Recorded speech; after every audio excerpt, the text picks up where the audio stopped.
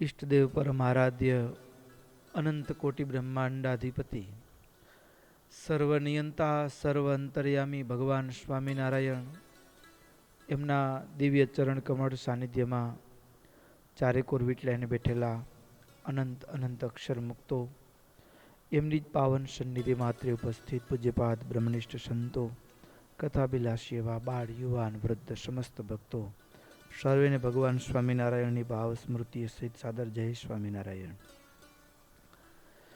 વાલા ભક્તો, આપણી ચાલતી નિત્ય શ્રીમદ સત્સંગી જીવન કથા ગંગા, એમાંય ગત સત્રની અંદર ભગવાન સ્વામિનારાયણ ગઢપુરની અંદર રહ્યા છે. પૂર્ણિમાના ઉત્સવને સંપન્ન કરી દેશ દેશાંતરમાંથી આવેલા બધા જ ભક્તો એ હવે પુનઃ પાછા પોતપોતાના સ્થાનકે ગયા છે.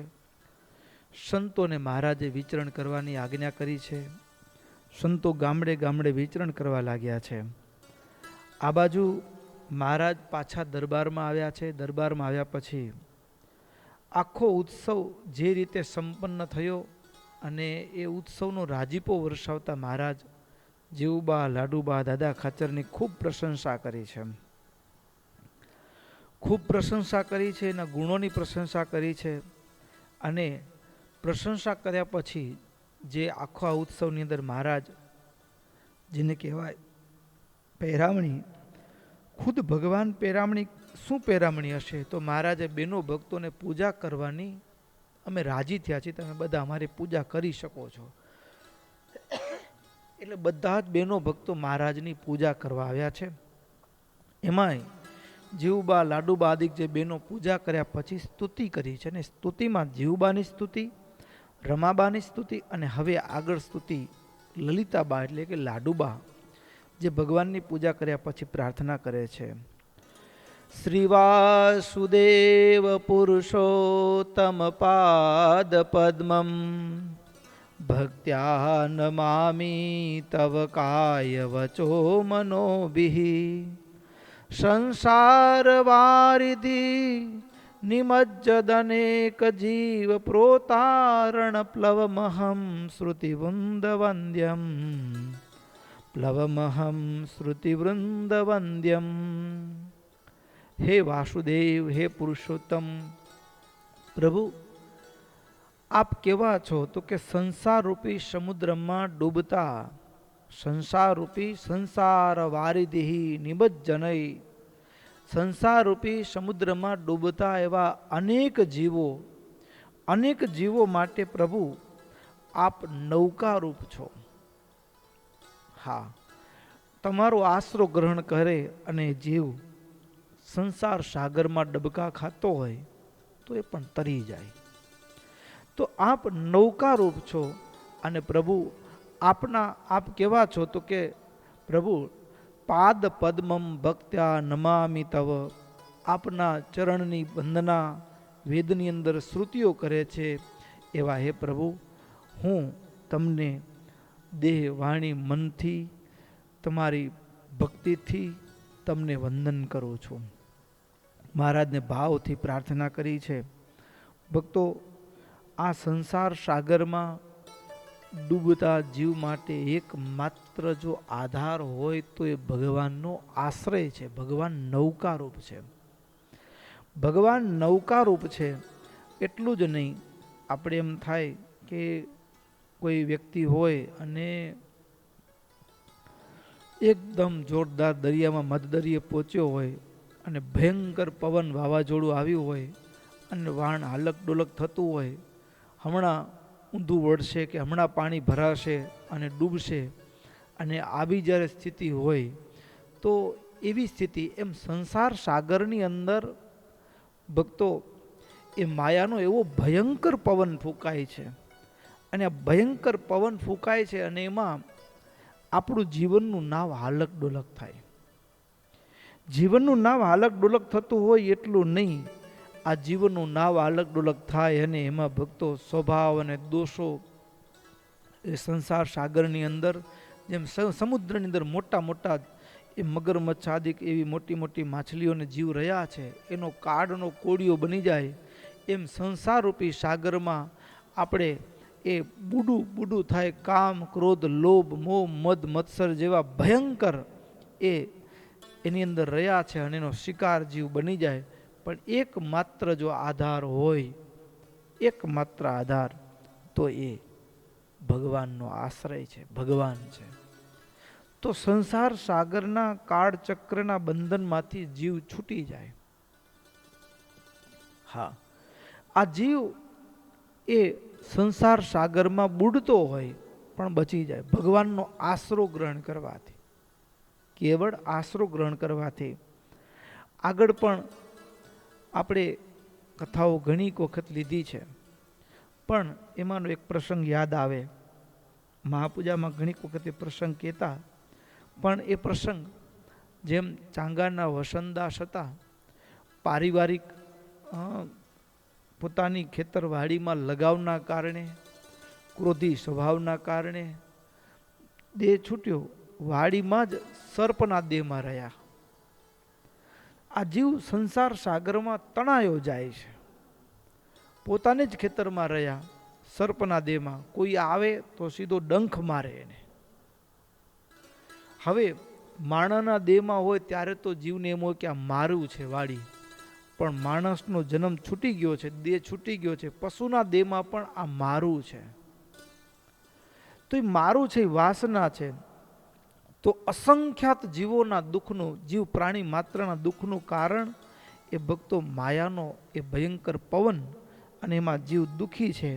પણ અનંત કોટી બ્રહ્માંડનો નિયંતા ભગવાન એ વાડીએ આવ્યા હોય અને કૂવાના કાંઠે બેસી દાંતણ કરતા હોય, અને દાંતણ કરતા એ કૂવાના કાંઠા ઉપર ડરમાં એ રહેલો સાપ એ ભગવાનના દર્શન કર્યા હોય, ભગવાન કોગળો કરીને જળ નીચે મૂક્યો હોય, એના છાટડા એના ઉપર ઉડ્યા હોય, અને એટલા માત્રથી એનું કામ થઈ જાય. ભગવાનનું દર્શન, ભગવાનનો આશ્રય. ભક્તો, એટલા માટે સંસાર રૂપી સમુદ્રમાં ડૂબતા જીવનું કોઈ આધાર હોય, નૌકા રૂપ હોય, આશ્રય રૂપ હોય તો એ ભગવાનનો આશ્રય છે. અને એટલા માટે અહીં કને કહે છે, પ્રભુ આપ કેવા છો, ધામમાં રહ્યા છો, ધામમાં રહ્યા થકા પણ કેવળ જીવોની ઉપર કરુણા વરસાવવા માટે પૃથ્વી ઉપર ભૂમંડળ ઉપર અવતાર ધારણ કરો. આપની સેવાની અંદર રાધા રમા આદિક અનંત શક્તિઓ આપણા ચરણ કમળની સેવા કરે, પણ છતાંય પ્રભુ આપ એ બધું છોડી અને જીવના કલ્યાણને માટે ભૂમંડળ ઉપર અવતાર ધારણ કરો. અમારા માટે તમે કષ્ટ સહન કરો, અમારા માટે તમે અડવાણે પગે 7 વર્ષ વન વિચરણ કર્યું, અમારા માટે તમે લોકો ગાડો ભાંડે તુચ્છ જીવો, તમને ઓળખી ન શકનારા જીવો તમારું અપમાન કરે. પણ પ્રભુ આપ કેટલા દયાળુ છો. જીવ એ માયામાં ભટકાઈ ન જાય, કેવળ જીવ પર કરુણા કરી.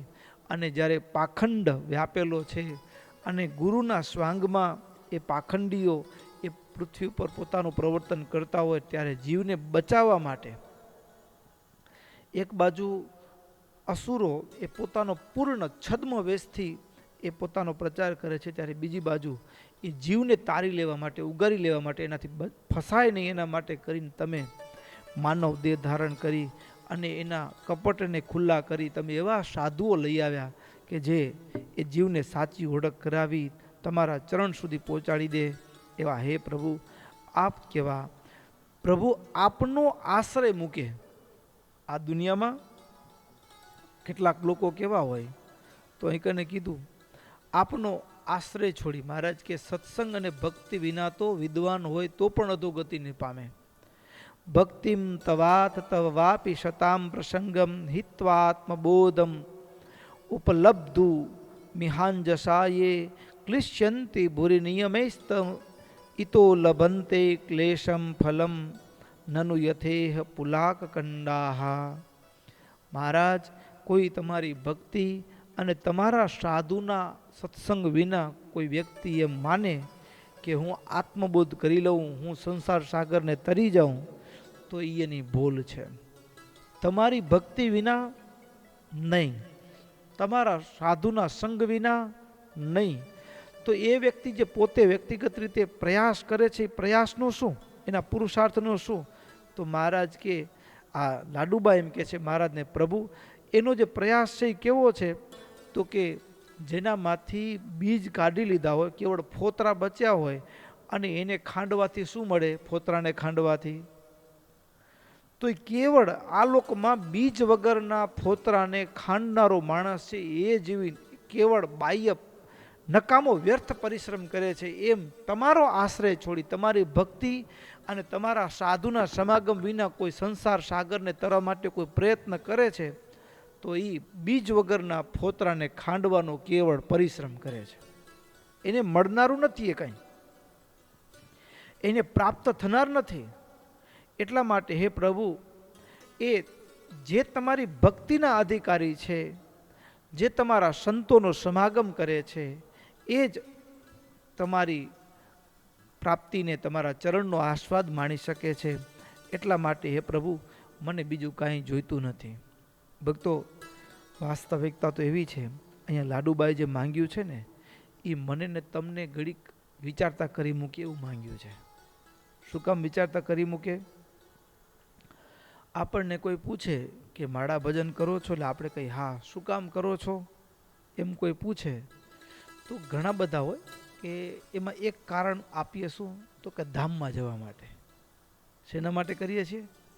ધામમાં જવા માટે. તો ધામમાં જવા માટે કરીએ છીએ. તો વાસ્તવિકતા એ છે, લાડુબાની માંગણી છે ને એ એવી છે, ભગવાનનો ભક્ત ધામની પણ ઈચ્છા નથી રાખતો. સાચો જે ભગવાનનો ભક્ત છે એ ધામની પણ ઈચ્છા નથી રાખતો.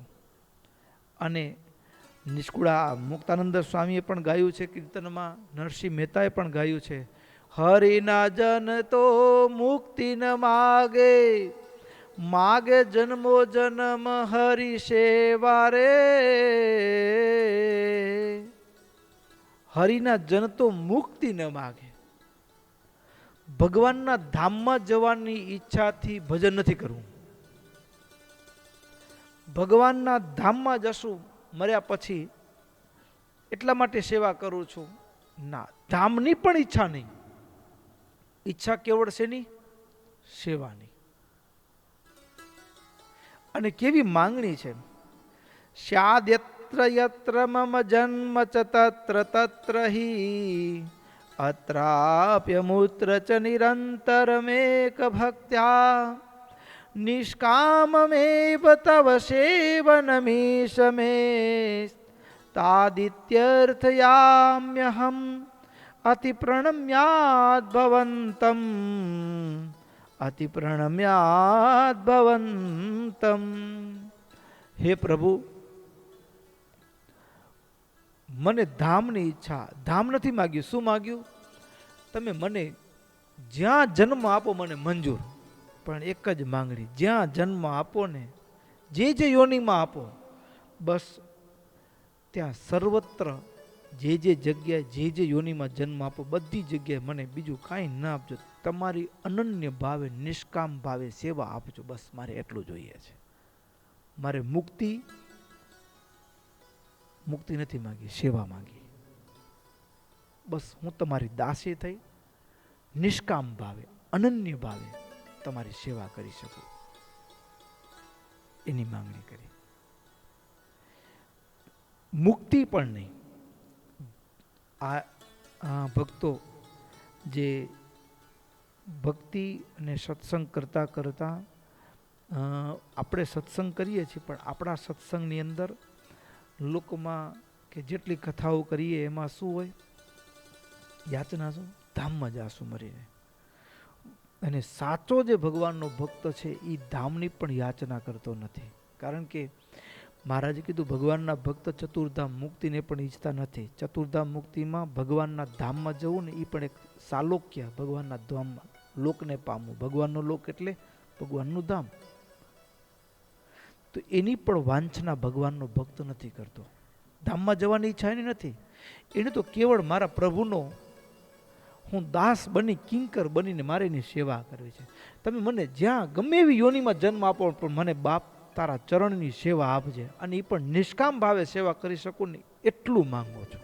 લાડુબાની માંગણી છે. હા, લાડુબાની માંગણી છે. ભક્તો, આની પાછળ જે શબ્દની અને પ્રાર્થનાનો જે મર્મ છે ને, તો શું ધામમાં નથી જવું? ભગવાનના ભક્તનો પુરુષાર્થ પ્રાર્થના, ભજન, કથા, વાર્તા શેના માટે હોય? તો કે ભગવાનના ભક્તની પ્રાર્થના, કથા, વાર્તા, સત્સંગ એના માટે છે. કર્મના બંધનમાં જન્મ નથી લેવો. કર્મના યોગે કરીને જે જન્મ આવે એ જન્મ એવો જન્મ નહીં.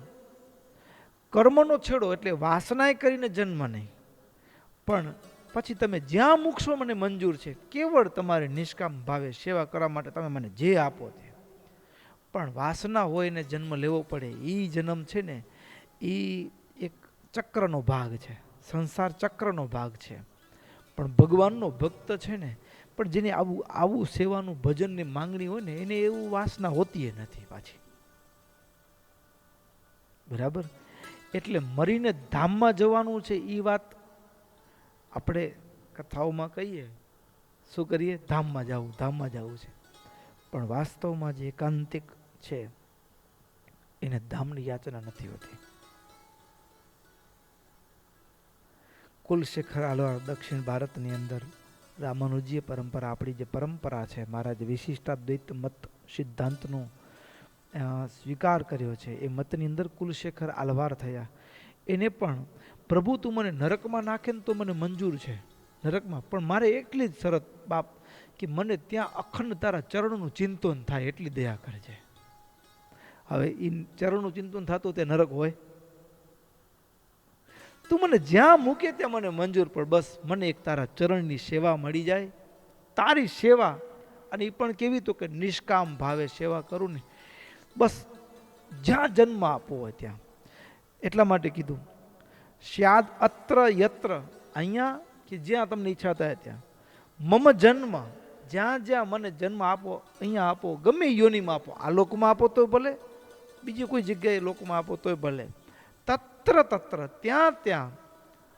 અપી અત્રાપ્યમુત્ર ચ નિરંતરમ એક ભક્ત્યા, કેવળ એકાંતિક ભાવે. હા, એકાંતિક ભાવે સદભ્ય સુતા આ નિષ્કામમ એવ સેવનમ ઈશ, બસ નિષ્કામ ભાવે હું તમારી સેવા કરી શકું એટલી જ આ દાસીની, આ સેવકની પ્રાર્થના છે. એવું લલિતાબાએ માંગ્યું. ગજબની માંગણી છે. અને જ્યાં લલિતાબા આવી રીતે પ્રાર્થના કરી અને શાંત થયા, ત્યાં તો અમરીબા ઊભા થયા. અને અમરીબા પણ મહારાજને સ્તુતિ કરે છે. અને એ પણ મહારાજને પ્રાર્થના જેવી લલિતાબાએ પ્રાર્થના કરી, એટલે કે લાડુબાએ પ્રાર્થના કરી, એ જ પ્રાર્થનાથી અમરીબાએ શરૂઆત કરી કે મહારાજ, હું તમારા ચરણ કમળની નિષ્કામ ભાવથી, ભક્તિથી વંદન કરું છું. આપના ચરણ કેવા છે? આપના ચરણ કેવા છે? તો આપના ચરણ અનંત કોટી મુક્તો, સિદ્ધો, સંગો, એ બધા આપણા ચરણની એની વંદના, એની ઉપાસના કરવાથી તે સ્થાનને પામ્યા છે. એટલે એ લોકો પણ આપના ચરણની ઝંખના રાખે છે. આપના ચરણને એ લોકો આપના ચરણની સેવાને ઈચ્છે છે. એવા આપના ચરણને હું વંદન કરું છું. મારે બીજું કાંઈ જોતું નથી. એની માંગણી કેવી? કે મારું મન સદાય તમારા ચરણમાં આસક્ત થઈને રહે. ચરણમાં જ મારું મન આસક્ત થઈને રહે. શું કીધું? નિત્યમ તે ચરણ યુગે મમાસ્તુ ચિત્તમ સંસારે સ્વજન ધનાદિસુ ક્વચિન્માં સંગસ્તે ચરણ સરોજ લગ્ન રુદિભીર યોષાભીર ભવતુ ભવે સદૈવ ચાસ્મિન. હે પ્રભુ, હે પ્રભુ, મારું મન, દુનિયામાં માણસનું મન ક્યાં જાય? તો કે પરિવારમાં જાય, ધનમાં જાય, ઘરમાં જાય, ખેતરવાડી માલ મિલકતમાં જાય. પ્રભુ, મારું મન કોઈ જગ્યાએ આસક્ત ન થાય. મારું મન કેવળ તમારા ચરણમાં આસક્ત થાય એટલું મને આપો. આ સંસારમાં તમારા ચરણમાં જેવી આસક્તિ, હા, અમરીબાઈ કેવું માંગ્યું કે મહારાજ તમારા ચરણમાં જેવી આસક્તિ જીવુબાને છે, જેવી આસક્તિ રમાબાને છે, જેવી આસક્તિ લાડુબાને છે, એવી આસક્તિ મને થાય અને એના સંગમાં રહી, એના સમાગમમાં રહીને તમારા ચરણમાં મને હેત થાય ને એટલું આપજો, એનો સમાગમ આપજો. એવા મુક્તોનો મને સમાગમ આપજો કે જે તમારા ચરણમાં પ્રેમ કરાવે. તમારા ચરણમાં તમારે વિશે હેત કરાવે એવું સાનિધ્ય ને એવો યોગ આપજો. બીજી માંગણી નથી. વળી આગળ અમલાબા મહારાજની સ્તુતિ કરે છે. મહારાજ બધા બહેનોની સ્તુતિનો એક ભાવ તો છે જ. શું? તો કે અમારું મન સદાકાળ તમારામાં પરોવાઈને રહે. મહારાજ કોઈનામાં અલ્પ માત્ર ભક્તિ હોય ને તો તમે રાજી થઈ જાઓ, કારણ તમે દયાળુ છો. સામેવાળી વ્યક્તિમાં કદાચ ઓછું હોય પણ તમે દયાળુ છો. અને એ દયાળુ છે એની ખાતરી શું? તો કે આપણે એને એક આપીએ ને 100 કરીને આપે છે. એ 100 કરવાનું કારણ શું? તો કે દયાળુ છે એટલે, એ કૃપાળુ છે એટલે. એને આપણે આટલું કરીએ ને તો એ રાજી થઈ જાય એવા છે.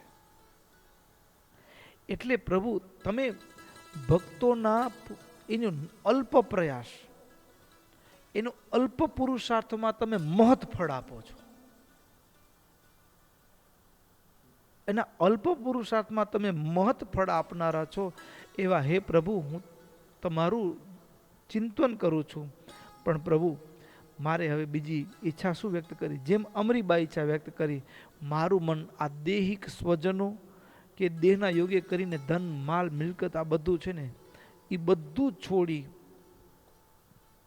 છોડી તમારા જે ગુણો છે, સત્ય શૌચ આદિક જે સદગુણો છે, અને એમ અપાર મહિમાવાળા જે તમારા વિશે સદાય સંલગ્ન રહે છે, સ્થિર રહે છે, એમ મારું મન તમારામાં સ્થિર રહે એવી દયા કરો બાપ. માંગણી એની. પછી એ અમલાબા શાંત થયા એટલે તરત જ મીનાબાઈ સ્તુતિ કરી. મીનાબાઈ મહારાજને હાથ જોડીને કીધું, મહારાજ તમારા આ ચરણ છે ને, હા, કારણ શું ખબર છે? પંચભૂતનું ખોડિયું નારીનું ને, એટલે જેમ દરરોજ મૂળજી બ્રહ્મચારીને મહારાજની સેવાનો અવસર મળે એવો અવસર તો ન મળે ને એમ. એટલે હવે મહારાજે હતી આખો મહિનો આ બધા બહેનોએ સેવા કરી અને મહારાજે કીધું કે આવો હવે અમારી પૂજા કરો. એટલે જેવી મહારાજના અંગનો સ્પર્શ કરવા મળ્યો, મહારાજના ચંદનનો ચાંદલો, કંકુનો ચાંદલો કરી વધાવે, મહારાજને પુષ્પની માળા પહેરાવે, મહારાજના ચરણમાં માથું મૂકે ને, એ ચરણનો જે સ્પર્શ મળ્યો ને, એટલે હૈયાના એ શરીરના 3.5 કરોડવાળા ખડા થઈ ગયા હતા.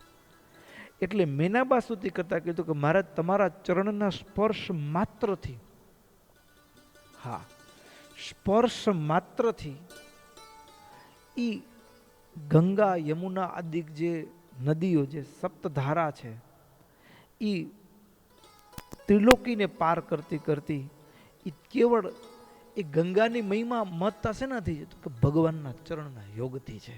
નહીતર એ જળ છે ને આપણા અહીંયા કને પાણી હોય એ પાણી છે. પાણી તો પાણી જ છે, પણ ગંગામાં એવું શું વિશેષ છે? તો કે મારા પ્રભુના ચરણના યોગને પામે છે, એટલું એનામાં વિશેષ છે. અને પરિણામ એ કે પ્રભુ એ તમારા ચરણના યોગને પામેલું જળ છે ને, એટલે ચરણામૃત થયું ને, તો એના કારણે એને કોઈ અડે, એનામાં કોઈ સ્નાન કરે તો એના પાપ જાય બાપ. પ્રભુ એટલે એ કેવળ જળને તમારો યોગ થયો તો એનો મહિમા આટલો થઈ ગયો, તો તમારા ચરણનો મહિમા કેટલો? જો તમારા ચરણના યોગમાં આવેલું જળ એને દુનિયા વંદન કરે છે, તો તમારા ચરણનો મહિમા કેટલો?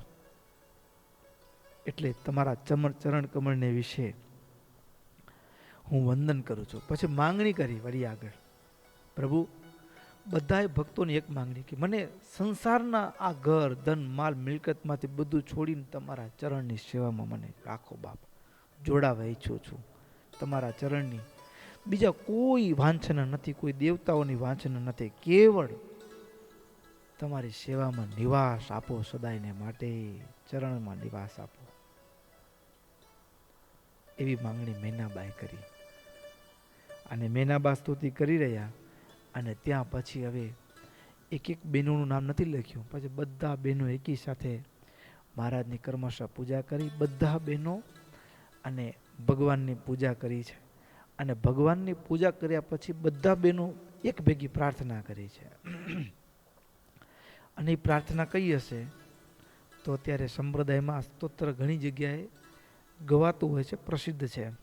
અતિ મનોહરમ સર્વ સુંદરમ તિલક લક્ષણમ ચંચલેક્ષણમ વિબુધ વંદિતમ સ્વામીનાથ તે વપુરિહાસ્તુ નો નિત્ય દર્શને મદન મોહનમ પ્રેમ દોહનમ નયન ગોચરમ ભક્ત સંચરમ ભુવિષુ દુર્લભમ સ્વામીનાથ તે વપુરિહાસ્તુ નો નિત્ય દર્શને અતિ મનોહરમ સર્વ સુંદરમ તિલક લક્ષણમ ચંચલેક્ષણમ.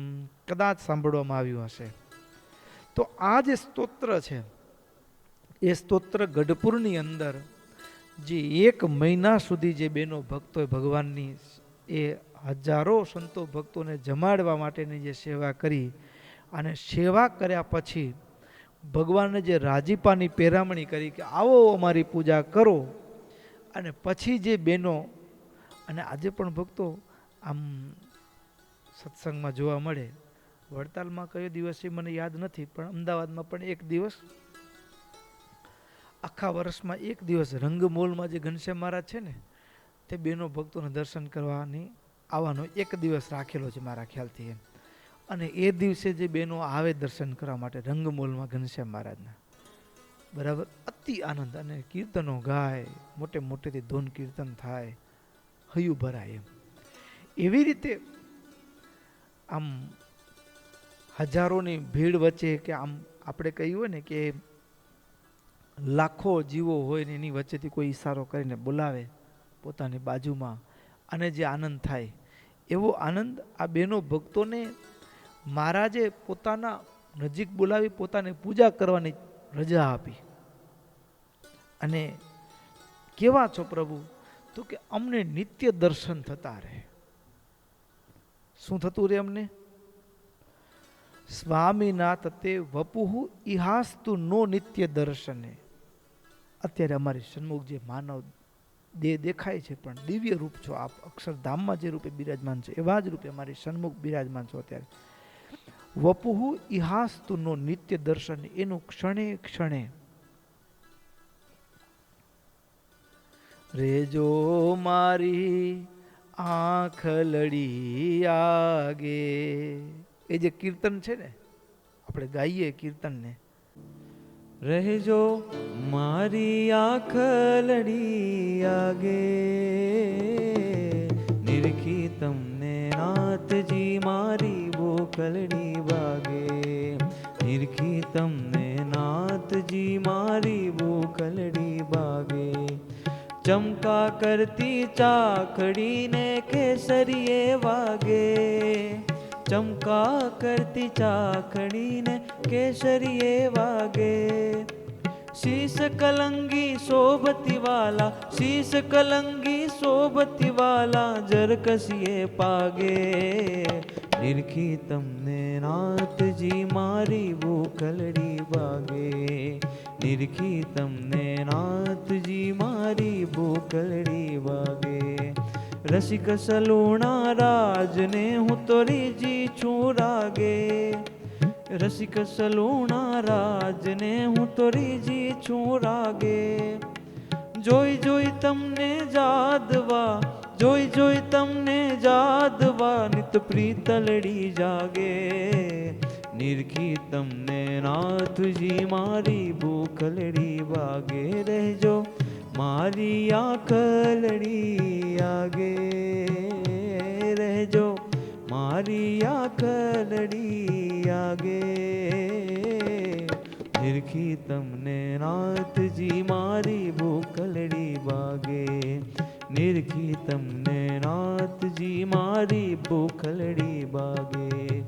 કમર કટારો વાકડો રે અતિ પ્યારો લાગે. કમર કટારો વાકડો રે અતિ પ્યારો લાગે. અદુક્ષણુ રહો માં વેગડા, અદુક્ષણુ રહો માં વેગડા, એમ બ્રહ્માનંદ માગે.